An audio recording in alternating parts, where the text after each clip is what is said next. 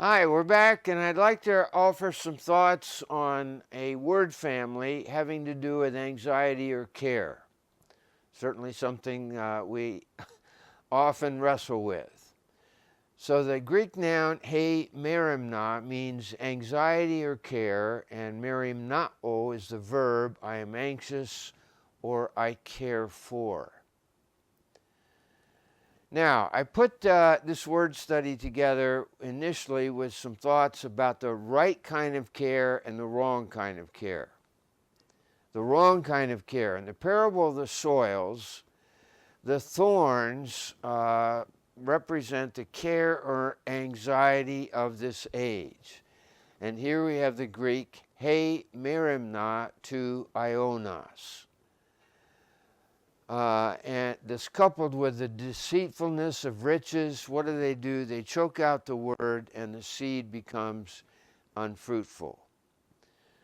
Perhaps in our age, a prevalent reality of consumerism that can so often drive us. Now, the right kind of care is expressed by Paul, where he says, I face daily the pressure of my care for all the churches. And here we have he kath he meron.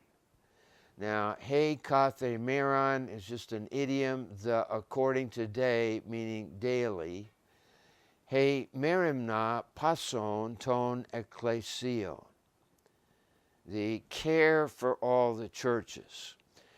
And need to find here and discover and appreciate Paul's relatedness to all the churches that he encounters. He's no traveling evangelist who just goes through a town without personal care for all of the people. At the same time, we also need to recognize that compassion or care can become linked up with what is commonly known as compassion fatigue. That is, just picking up too much of the prayer pressure and concern. Again, the wrong kind of care and the right kind of care. The wrong.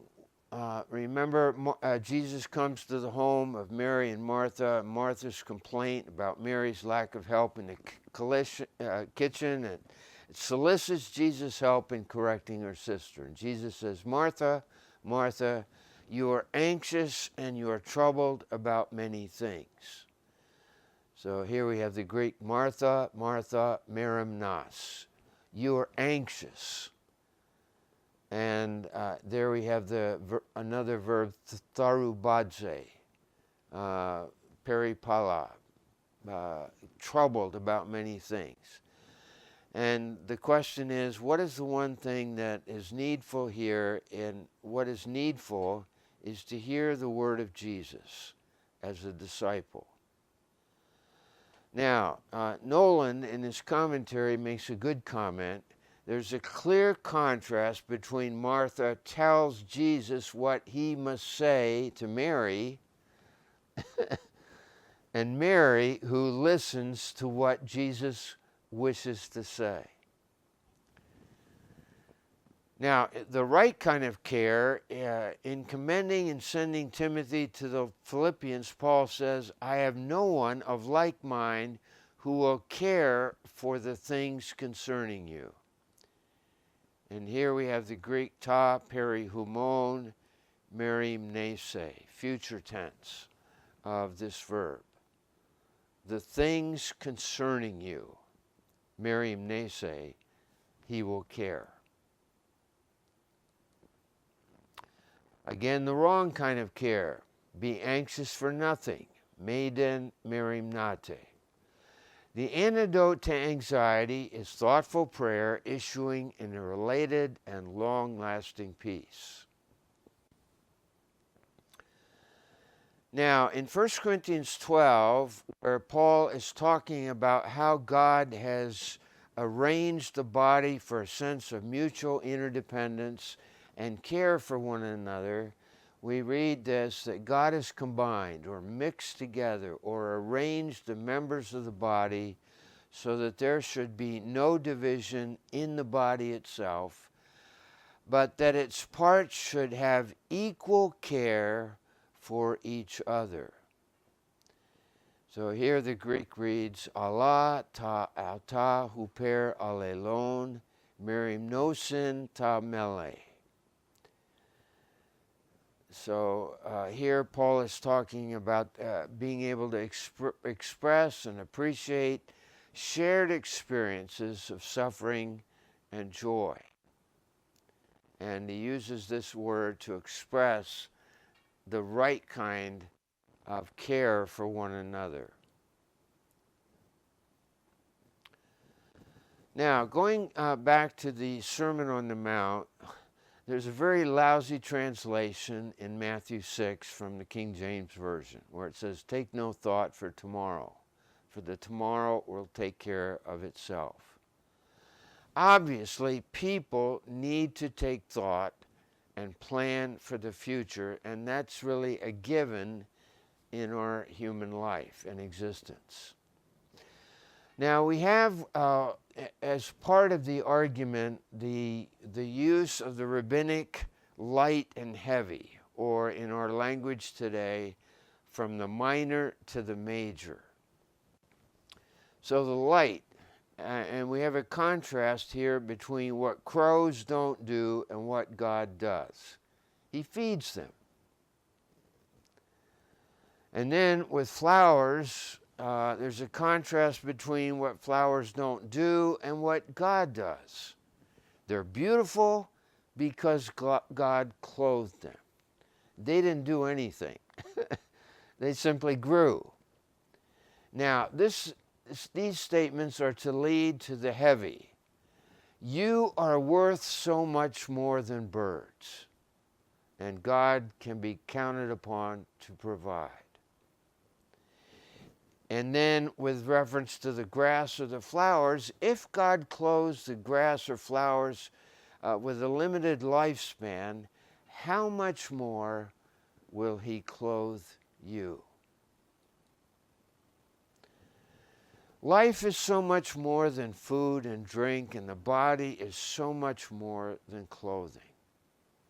And then Jesus says, for all the nations of the world seek these things. What's the implication?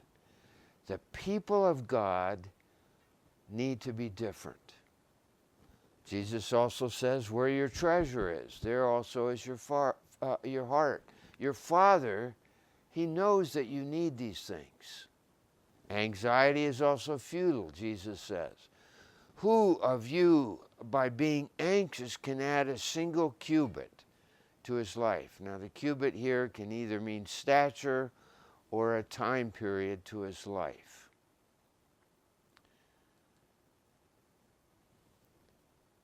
Care is a great thing as it bears upon people. That's the positive sense. It takes into account their inestimable worth, the worth of each person. Care with respect to kingdom activity. That's Paul's care for all of the churches. At the same time, we also need to recognize that anxiety can cripple and debilitate people. Anxiety for things in our age of consumerism can distract, entangle, consume people in our quest for things. And we can ask the question, when is enough enough? And finally, Jesus says, seek first the kingdom of God and its righteousness, and all these things shall be added unto you. So let's pronounce here a couple of the Greek words here. Zetete de proton tein basilean tu theou, kai tein dikaiosune. Seek first the kingdom of God and his righteousness. And then Jesus says all these other things will come back to you as a byproduct of kingdom concern. And a related text from Luke 12, stop fearing, little flock, because the Father takes pleasure in giving you the kingdom. Thanks so much.